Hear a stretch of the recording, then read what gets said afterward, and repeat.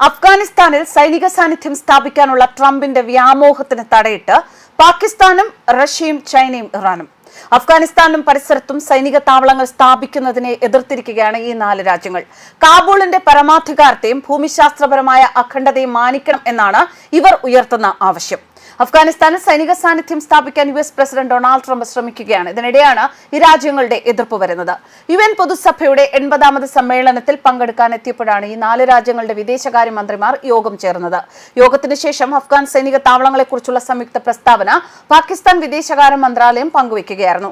Bagram വ്യോമതാവളത്തിന്റെ നിയന്ത്രണം അമേരിക്കയ്ക്ക് തിരികെ നൽകണമെന്ന് അഫ്ഗാനിസ്ഥാനോട് US പ്രസിഡന്റ് ഡൊണാൾഡ് ട്രംപ് ആവശ്യപ്പെടുകയും താലിബാൻ അത് നിരസിക്കുകയും ചെയ്തത് വലിയ ചർച്ചയായിരുന്നു. ഈ പശ്ചാത്തലത്തിലാണ് ഈ 4 രാജ്യങ്ങളും താലിബാൻ അനുകൂലമായ നിലപാട് സ്വീകരിച്ചത്.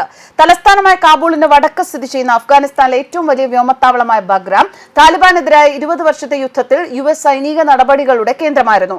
US അഫ്ഗാൻ വിട്ടിട്ട് 4 വർഷത്തിനു ശേഷമാണ് ബഗ്രാം തിരിച്ചു വേണം എന്ന ആവശ്യം ട്രംപ് ഉന്നയിക്കുന്നത്.